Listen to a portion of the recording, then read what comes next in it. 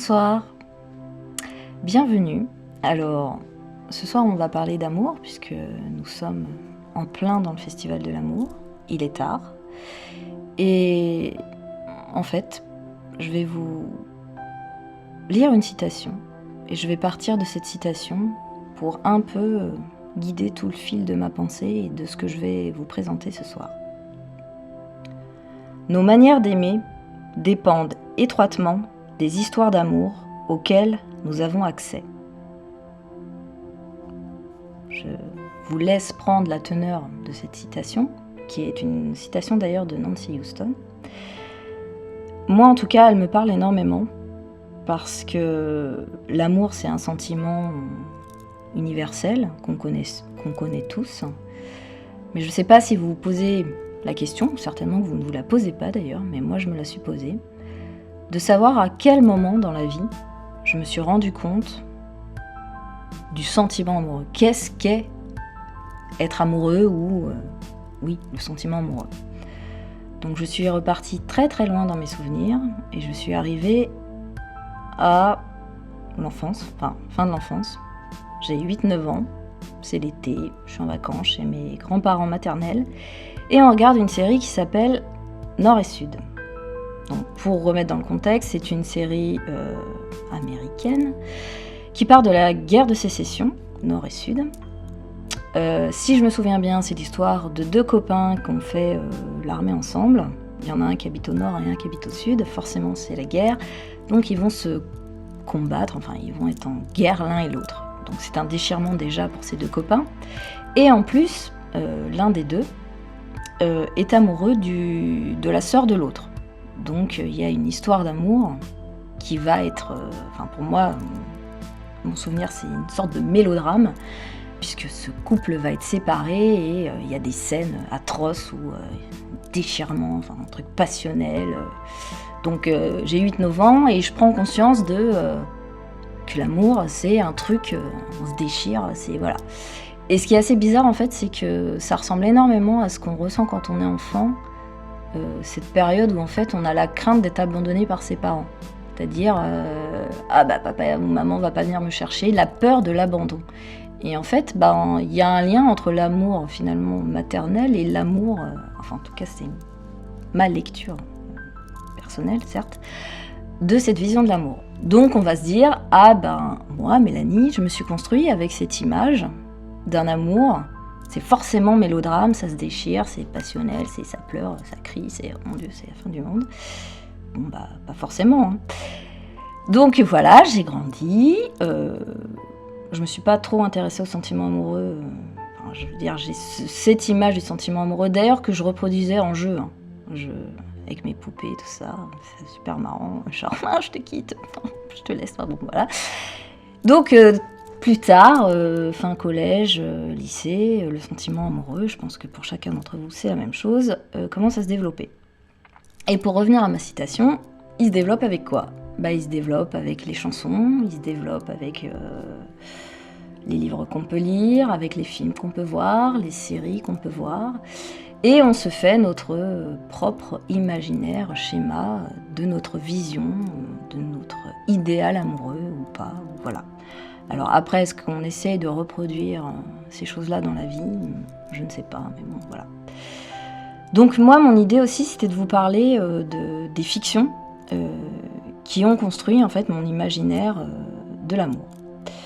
Et j'ai pensé, en réfléchissant, en travaillant sur ce que j'allais vous présenter, à un film de Pascal Ferrand, Lady Chatterley. Pour le coup, j'avais pas lu le roman qui date de 1928 de D.H. Lawrence, mais le film m'a particulièrement plu, et d'ailleurs c'est très rare que je revoie des films, et celui-ci je l'ai revu quelques années plus tard, avec une sorte de deuxième lecture. Je sais pas si ça vous le fait, quand on regarde un film, on l'apprécie ou pas, on a un souvenir de pourquoi on l'apprécie, et puis finalement si on le revoit, il y a une deuxième lecture, et on se dit, en fait j'avais oublié, mais je comprends mieux pourquoi je l'aime. En général, c'est parce qu'il nous parle, et il y a une résonance entre notre vécu et ce qu'on voit à l'image. Alors, comment vous présenter Lady Chatterley ? je me suis dit que la meilleure manière de vous en parler, c'était de vous en lire des extraits. Donc je vais vous lire des extraits de Lady Chatterley. Et je mets mes lunettes parce que la quarantaine approchant, voilà. Donc pour resituer un peu l'histoire de Lady Chatterley, c'est l'histoire de Constance, qui est donc une lady, qui s'emmerde un peu dans la vie, hein, je me permets un peu l'expression. Elle vit avec un homme qui est en fauteuil roulant. Enfin, là je fais des raccourcis, hein, mais donc elle s'éclate pas vraiment dans sa vie. Et elle habite dans un domaine, hein, je veux dire c'est une lady, hein, donc il y a de l'argent quoi. Et il y a l'homme des bois. Alors j'aime bien le terme d'homme des bois, c'est le garde-chasse en fait. Et il va se passer quelque chose entre eux, enfin il va y avoir une rencontre entre ces deux personnes. Ce qui est intéressant, c'est la classe sociale. Et comme vous allez le voir dans les extraits, je trouve que c'est très frappant. Et il y a d'autres choses dans les extraits que je vais vous lire qui, moi, me ramènent à ma fameuse première version du sentiment amoureux, cette espèce de mélodrame, comme quoi l'amour, c'est... Enfin bon, voilà. J'en ai dit déjà trop, donc je vais commencer. Lorsqu'elle revient le lendemain, il n'était pas là. Il arriva aussi tard qu'il put pour fermer les cages. La nuit tombait, les poulets endormis étaient cachés sous les poules. Le bois sombrait dans le silence. Tel un fantôme, il apparut très tard sous la pluie fine, tel un fantôme. Il l'aperçut sous le porche de la cabane. Ravagé de désir, il ferma cependant les cages tranquillement, sans qu'un de ses gestes pût laisser croire qu'il l'avait vue. Elle l'attendait toujours. Allait-il partir sans la voir, faisant semblant de ne pas la voir ? Mais non. Il tourna longtemps encore autour des cages, tandis que la nuit s'épaississait. À la fin, il s'avança lentement vers elle. « Comme vous venez tard, dit-elle dans un souffle. C'est ce que je voulais. » Elle attendit. « Ne désirez-vous pas me retrouver ici ?» Sa voix était presque un murmure. Il fixa sur elle ses yeux dilatés et brillants, qui démantelaient l'expression tranquille de son visage.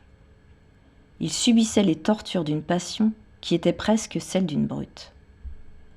Meurtrie, elle rentra chez elle, seule, dans l'obscurité. Elle revint le lendemain soir, et il était là. Il vint à elle, et avec un coup d'œil malicieux, lui demanda « Ne croyez-vous pas que vous vous abaissez en fréquentant des hommes de ma sorte ?» Blessée et étonnée, elle scruta son regard. Elle vit alors ce qu'elle n'avait jamais rencontré chez aucun des êtres humains.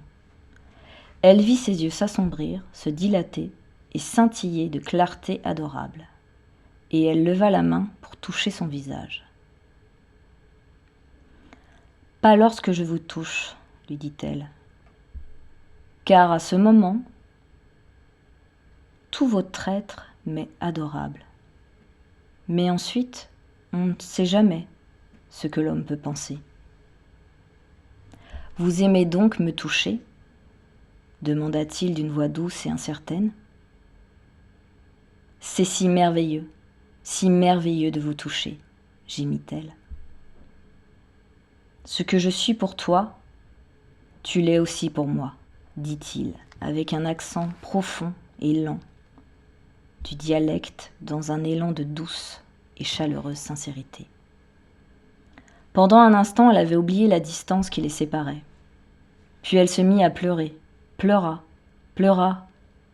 irrésistiblement. Lui la contemplait, consternée. « Ce n'est rien, murmura-t-elle, tremblante, tandis que les larmes descendaient et venaient mouiller ses lèvres. Cette fois, et pour la première fois de sa vie, la passion éclata en elle.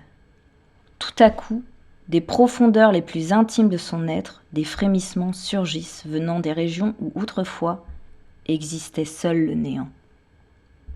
S'élevant, se gonflant, augmentant comme une volée de cloches qui carillonnaient en elle, de plus en plus frénétiquement.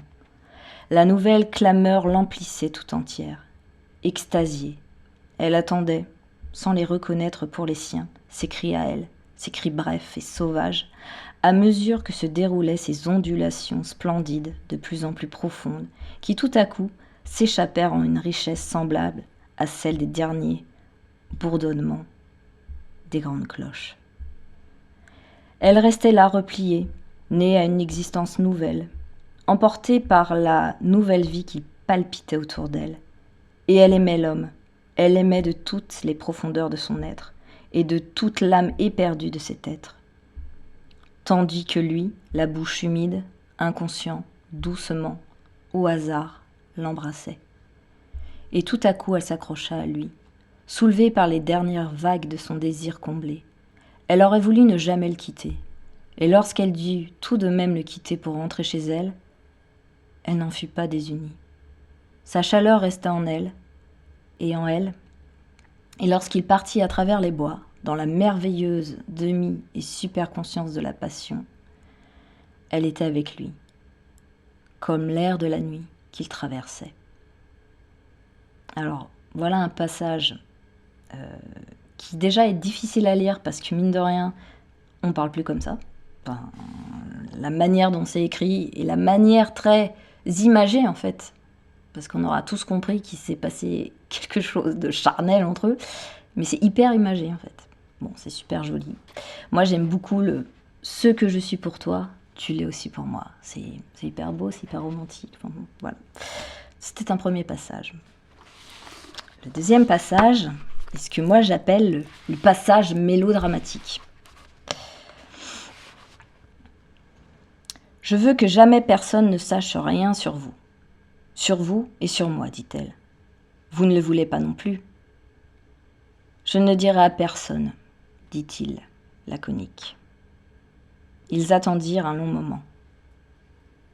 Qu'est-ce qui vous fait venir vers un garçon comme moi, dit-il, exprimant enfin ce qui tracassait son esprit. C'est parce que vous pouvez le prendre et le laisser à votre guise ? Elle réfléchit aussi. Pourquoi était-elle venue vers cet homme ? Je ne sais pas, dit-elle lentement. Un soir, je vous ai vu faire votre toilette derrière votre cottage. Je vous ai trouvé beau. Moi, dit-il, ricanant et incrédule. J'ai trouvé votre corps beau. Je vous ai désiré. Je ne sais pas pourquoi. Mon corps était beau ? Répéta-t-il, ricanant toujours. Oui, dit-elle. Il y a quelque chose de beau en vous, et je serais heureuse d'avoir des enfants de vous. Il tourna son visage de côté et silencieux, regarda à travers la petite fenêtre. Puis il revint vers elle, avec un étrange sourire, comme s'il avait été insulté. Même maintenant. Ça n'est pas ordinaire, dit-il, que je paraisse beau, comme vous dites, à quelqu'un comme vous qui connaissez tout ce qu'il y a de mieux comme garçon. Je ne dis pas joli, précisa-t-elle. Et joli celui qui sait plaire, dit-il. Et ajouta, mais vous ne me prenez pas au sérieux ? Comment au sérieux ? Pas comme quelqu'un de votre rang. Pourquoi pas ? Vous ne m'épouseriez jamais, même si j'étais libre comme le vent, dit-il, avec un certain mépris dans les liens qui existaient entre eux. Elle resta silencieuse pendant un long moment et dit « Vous ne voudriez pas de moi non plus, n'est-ce pas ?» Il réfléchit à son tour. « Si vous n'étiez pas au-dessus de moi, je vous voudrais. Ah oui, je vous voudrais. Mais vous êtes au-dessus de moi. Et je ne veux pas épouser une femme qui soit tellement au-dessus de moi. » Elle se tut pendant un moment et enfin lui demanda « Regrettez-vous que nous nous soyons rapprochés comme nous le sommes ?» Il ne répondit pas tout de suite. Il lui fallait penser d'abord. « Non, je ne regrette pas, si l'on peut dire. Non, je voudrais continuer, mais que pensez-vous de moi ? Je suis un moins que rien à vos yeux. » « Non, dit-elle. Je vous suis reconnaissante. » « Oui, répliqua-t-il, c'est possible, et je le suis aussi. Pour les fois où j'ai été avec vous, c'était extra. Oh oui, mais à part cela, vous ne pensez pas grand-chose de moi. Comment pourriez-vous ? Elle ne savait que répondre. Déjà, il se plaignait. Eh bien, dit-elle, si vous ne voulez plus de moi. Il se tourna, la regarda souriant, un peu effrayé. Vous venez comme vous voulez, partez comme vous voulez, sans vous soucier de moi. Mais moi, quand je vous attends et regarde dans le parc, et que vous ne venez pas, et que je me dis, elle ne veut pas de toi ce soir, mon garçon.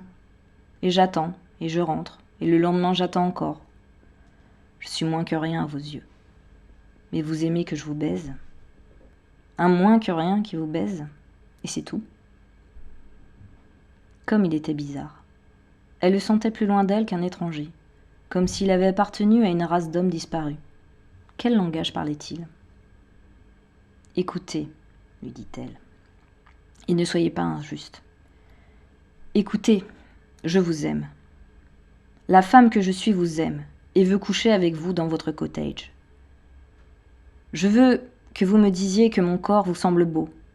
Je veux que vous me teniez dans vos bras et que vous me disiez tu. Je voudrais être vraiment votre femme.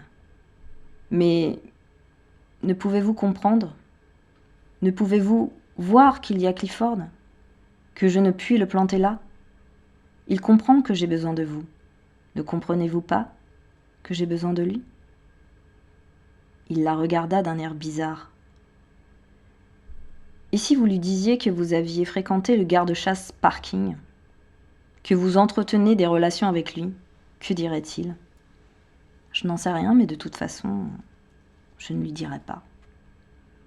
Je pense bien que vous ne le direz pas. Je le garantis même. Elle sombra dans un découragement profond. Elle sentait la moquerie, le scepticisme, la raillerie contenue dans la voix. Son hostilité profonde, son mépris des relations sexuelles qu'il avait avec elle, parce qu'il n'était pas de son rang, qu'il méprisait l'amour ou la passion qu'il éprouvait pour elle. « Eh bien, dit-elle enfin, se levant lentement et allant vers la porte, il vaut mieux nous dire adieu. Je vous suis reconnaissante de ce que vous m'avez donné. Vous avez été bon pour moi. Mais il vaut mieux nous dire adieu et oublier. Je serai exactement ce que j'étais avant le printemps. » Soudain, il rejeta ses épaules en arrière. « Hé, dit-il, ne dis pas que j'ai été bon pour vous. Vous m'avez donné plus que je ne vous ai donné. » Il regarda ses yeux bleus douloureux, lourds de reproches. La passion tordit son visage, comme s'il allait pleurer. Il revenait ce désir aveugle, accablant, de la toucher, de poser ses mains sur son corps. Malgré lui, ses mains se levèrent vers elle. « Non, dit-elle en reculant. Non, puisqu'au fond vous me haïssez. Il faut que je parte. Il ne faut plus que je revienne. » Elle ouvrit largement la porte et regarda cette soirée argentée, ces campanules d'un bleu ardent sous la lumière des étoiles. Elle resta un instant interdite, étonnée de la beauté mystérieuse qui l'environnait. Il mit sa main autour de sa taille. « Attendez un peu, murmura-t-il. Ne partez pas. » Sa main vigoureuse, puissante, était sur elle, pétrissant la douceur de son corps. « Il faut que je parte, dit-elle, essayant de s'arracher. « Écoute-moi, dit-il, écoute-moi. » Il la prit dans ses bras. « Ne pars pas. Je ne veux pas que tu t'en ailles. Je ne veux pas que tu me laisses pour de bon. Dis-moi que tu reviendras. Dis-moi que tu reviendras toujours, ici dans les bois. Dis-moi que tu reviendras toujours de moi, ici. Dis-moi-le. Dis-moi quelque chose qui reste. Dis-moi quelque chose qui reste, quelque chose. » « Que te dirais-je, murmura-t-elle. Qu'il n'y aura jamais de séparation. Dis qu'il n'y aura jamais de séparation entre nous. Il n'y aura jamais de rupture entre nous, dit-elle. Il se recula, la regardant inquiet encore. Jamais, répéta-t-elle. Tout d'un coup, il la laissa partir. Il se retourna vers son établi, prit un marteau et des clous. « Allons le clouer, dit-il, la prenant par le bras et la conduisant sous ce crépuscule que les jacinthes bleuissaient et les jeunes feuilles pâlissaient. Il l'emmena jusqu'à un grand chêne qui étendait ses rameaux bourgeonnants sur la clairière. Voulez-vous planter votre clou dans le chêne près du mien pour toujours lui demanda-t-il. Oui, dit-elle avec contrainte. Il choisit un grand clou et de quelques coups puissants le planta profondément dans l'arbre. Puis, il lui en présenta un autre. Clouez-le près du mien, dit-il. Oui. Elle le fixa tout près du sien et lui remit le marteau dans la poche. Voilà qui est fait, dit-il. Oui, répondit-elle, mais il faut que je parte. Reviendrez-vous bientôt, dit-il. Oui. Et tu passeras une nuit avec moi dans le cottage? Elle attendit un moment avant de répondre. Bientôt, nous arrangerons cela. Vraiment, vous viendrez? Elle le regardait, prêt à partir. Ne venez pas avec moi, dit-elle. Ses yeux rencontrèrent les siens. Il ne dit plus rien, et immobile la regarda partir. Et dans ce regard attentif, inflexible, elle voyait que même avec celui-là, elle n'aurait pas toujours raison. La soirée était exquise, et au-dessus de sa tête, presque plus lumineux que le soleil même, les derniers rayons s'attardaient encore dans les rameaux noueux des chênes. Et bien voilà. Donc là, on est d'accord, on retrouve vraiment cette scène de « ne me quitte pas ». Voilà. Donc c'est un motif récurrent dans l'amour, mais j'ai envie de dire dans la fiction amoureuse. Et puis cette histoire de clou, alors moi perso ça m'est jamais arrivé, mais j'imagine qu'il y a beaucoup d'entre vous, des gens qui regardent ou des gens qui sont dans la salle, qui ont gravé sur un arbre, un cœur avec des initiales. Donc voilà, c'est très symbolique en fait, ce motif amoureux. Et voilà, en fait c'était le point d'attache entre moi, ma première vision du sentiment amoureux, et Lady Chatterley et ce passage déchirant, puissant, mais en même temps très éloigné, je leur dis, parce que Lady Chatterley c'est en 1928. Moi je parle pas comme ça, vous parlez pas comme ça, enfin on est d'accord. Mais on sent bien le sentiment derrière et cette différence. Ça aussi c'est un motif récurrent, la différence des classes, la différence sociale, enfin bon, voilà. Bien, j'en ai terminé pour ce big coup de cœur et on va passer à 2 autres coups de cœur.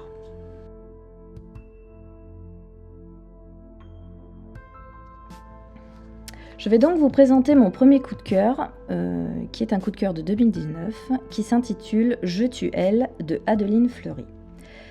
C'est un roman qui a été publié en 2018 aux éditions François Bourin. Alors là, on est sur un roman d'amour, mais d'amour charnel, passionnel, comme je vous disais tout à l'heure. Cette différence qu'il peut y avoir entre l'amour intellectualisé et l'amour physique. On est clairement sur de l'amour physique.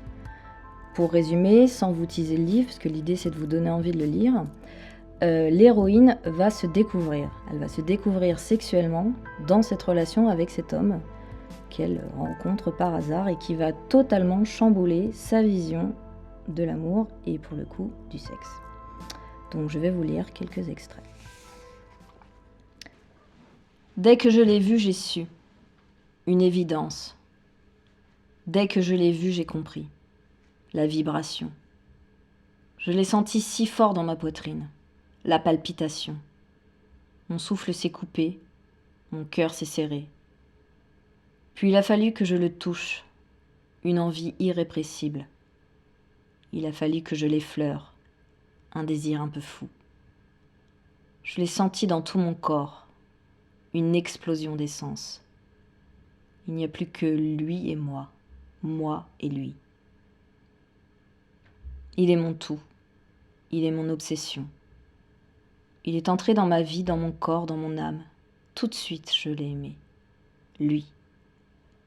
Lui et pas un autre. Je ne sais pas pourquoi, lui. Tout de suite, je l'ai aimé aveuglément, violemment, amoureusement, passionnément, tendrement, assidûment, pleinement, entièrement, goulûment. Tous les mants de la langue française ne suffisent pas à décrire l'ampleur, pour lui, de mes sentiments. Par ses caresses, il avait réveillé mon désir, révélé ma féminité, et bien plus encore. Dans ses bras, j'avais touché ce que peu de femmes ont l'occasion de vivre. La jouissance extrême, celle qui accorde corps et âme à l'unisson. Avec lui, j'étais entrée en religion, celle du désir, l'essence de la vie, le sens de l'existence, un ravissement. J'ai peut-être tout amalgamé. Sexe, désir, amour, attachement, dépendance. Et je me suis donnée à corps perdu dans cette aventure. Longtemps, je n'ai pas compris pourquoi on disait tomber amoureux. Pourquoi on associait un fait douloureux d'un état de bien-être. Longtemps, j'ai cru qu'amour n'était pas effondrement, mais élévation. Avant lui, j'avais aimé des hommes, un ou deux, pas plus, d'un amour sincère, mais avec eux, je ne m'étais pas sentie tomber. Je ne m'étais pas sentie sortir de moi-même. Je n'avais pas vécu l'amour fou et l'aliénation qui en découle. Cette chute vertigineuse qui affole. Avec lui, j'ai dit oui à tout. Je suis entrée en désir, comme une nonne entre dans les ordres, sans limite. Je suis tombée amoureux d'un corps, d'un sexe, d'une personnalité, mais surtout amoureuse de l'amour. J'ai tout amalgamé. J'ai été aveuglée par cet état éther qui balaie tout sur son passage. Je ne me suis plus reconnue. J'étais cette femme extrême, avide de sensations fortes. J'étais tombée en amour, mais je vivais perchée. J'étais esclave de mon corps. J'étais tout le temps à l'affût, dans l'attente de retrouver au plus vite le réconfort trompeur de ses bras. J'étais esclave de mon propre aveuglement. Je n'aspirais qu'à être avec lui. Douloureuse obsession qu'il se plaisait d'entretenir. Par ses silences, ses absences de réponse, ses périodes exaltées entrecoupées d'injustes retraits. Il m'a projetée en insécurité affective. J'ai été inconsciente, j'ai aimé et j'ai souffert. J'ai aimé souffrir, j'ai souffert d'aimer. Tu as eu besoin de la posséder, elle, encore une fois, encore la prendre, encore la rejeter. Tu n'es pas sadique. Tu fuis les rapports de force. C'est plus fort que toi. Quand tu la vois, tu perds le contrôle. Tu n'es plus que pulsion. À chaque étreinte, tu sens la fusion totale, la folie de son corps et de son âme. C'est trop. Beaucoup trop pour un seul homme.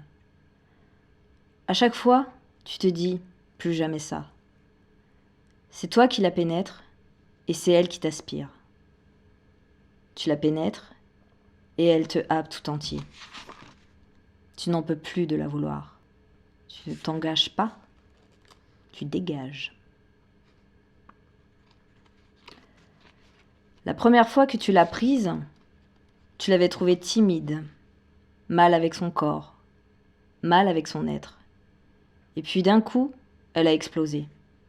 Alors tu as senti la jouissance féminine comme jamais auparavant. Tu es entré en jouissance avec elle. À peine tu effleures cette femme, tu la sens tressauter sous tes doigts. Fondre sur les coups de terrain, se dissoudre quand tu viens en elle. Avant elle, tu avais des éjaculations réflexes. Tu étais comme un arbre qui déborde de sève, toujours prêt à jouir rapidement. Avec elle, tu transpires, tu prends ton temps. Tu découvres le plaisir lent et profond. Avec elle, l'orgasme devient lyrique. Voici donc mon deuxième coup de cœur qui, lui, date de 2020. Il s'agit de Nos rendez-vous de Eliette Abécassis, publié aux éditions Grasset en 2020. Là, on est clairement sur une histoire d'amour qu'on pourrait qualifier de conceptuelle, d'intellectualisée. C'est l'histoire de deux adultes, jeunes adultes, qui vont rater un rendez-vous. Donc ils vont se rater en fait. Mais ils vont se croiser pendant 3 décennies. Voilà, j'ai même pas envie de vous raconter plus de choses. Parce que déjà le titre Nos rendez-vous, je pense que c'est déjà évocateur. C'est superbement écrit, c'est universel, je pense que tout le monde peut se retrouver dans ce roman. Et certes c'est 2020, on est en 2021, mais ça reste à ce jour mon coup de cœur. Donc, toujours pareil, je ne vais pas vous teaser l'histoire, vous raconter comment ça se termine ou quoi que ce soit. Je vais vous lire des passages et vous allez vous faire votre propre avis par vous-même.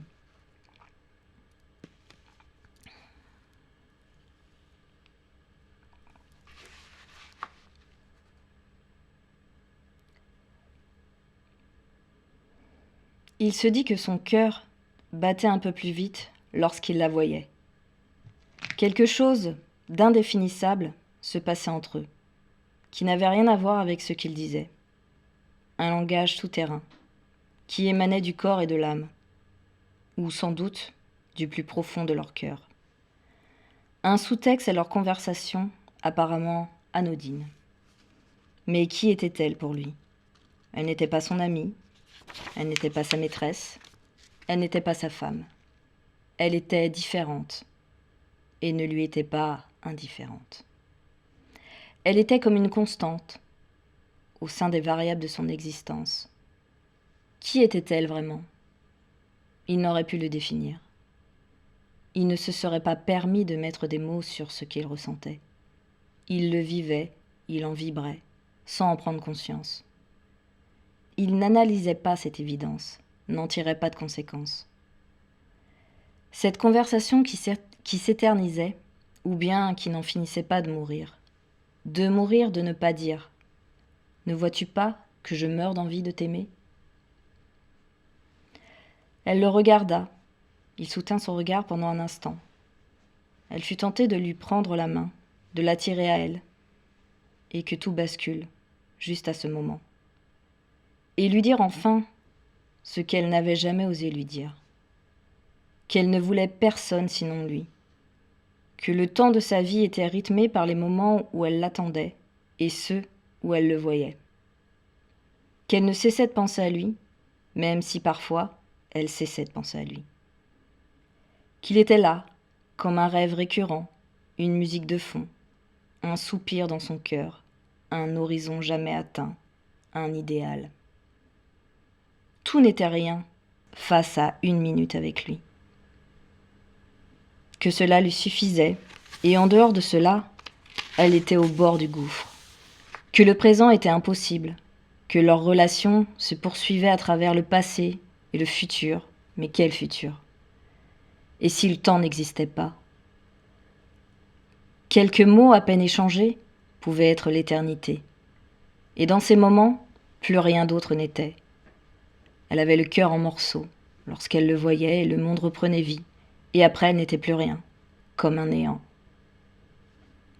Pourquoi avec lui, chaque instant avait-il une couleur d'éternité, une résonance excessive ? Et après, tout lui paraissait dérisoire et équivalent. Toutes ces questions, allait-elle trouver une réponse ? Pourquoi se respectait-il autant ? Pas facile de vibrer, hein ? Tant de rencontres dans une vie. On peut être avec beaucoup de gens et pourtant il n'y a qu'une seule personne au monde qui vous chavire. Et soudain, au milieu d'une phrase, il n'écoutait plus ce qu'elle disait. Il la désirait. Au plus profond de la joie et de la tristesse, il ressentit une sorte de vertige. Il avait tant de plaisir à être avec elle. Il était si heureux d'avoir pu la voir. Il aurait voulu lui expliquer, lui exprimer tant de choses et lui faire éprouver la force de son sentiment. La prendre dans ses bras, l'enlacer, l'embrasser, toute la nuit, toute la vie. Alors, sans même entendre ce qu'elle disait, il lui expliqua qu'il l'aimait depuis la première absence de regard, le premier silence, le premier... Il avait tant d'admiration pour elle, et la voyait si inatteignable, que la toucher seulement lui paraissait extravagant. 20 ans qu'ils se connaissaient. C'était 20 ans d'amour tu, 20 ans de distance, qui s'achevaient juste quand sa main l'effleurait, de regards, de déjeuner, de circonvolutions et de non-dits. Et 20 ans de désir explosaient comme mille feux qui devenaient un océan, et de distance qui s'abolissait. Alors il avait envie de pleurer, de rire, de jouir, de la regarder, de vivre d'elle, par elle, en elle, à travers elle.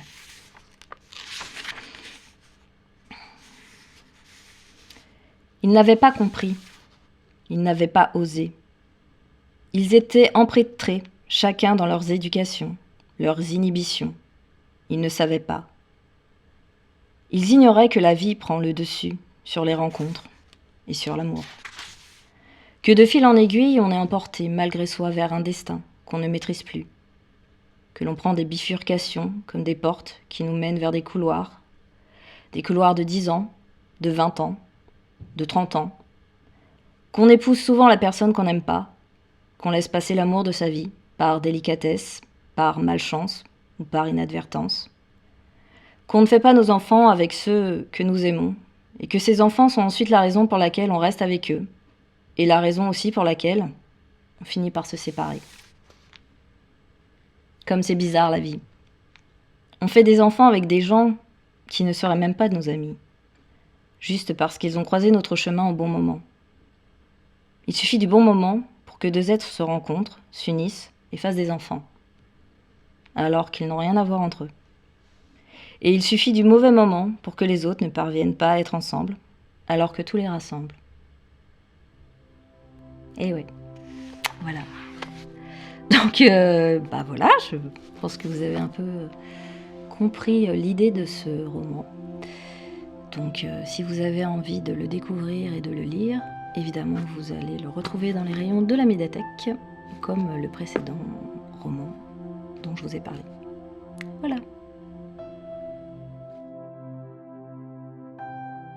J'espère que vous avez passé un agréable moment en ma compagnie. En tout cas, moi, ce fut un réel plaisir de vous présenter ces quelques coups de cœur de lecture, d'amour, de sentiments, de passion, de sexualité, de sensualité. Donc j'espère que vous allez passer une bonne fin de soirée, puisqu'il est tard pour vous, comme pour moi. Et je vous dis à bientôt.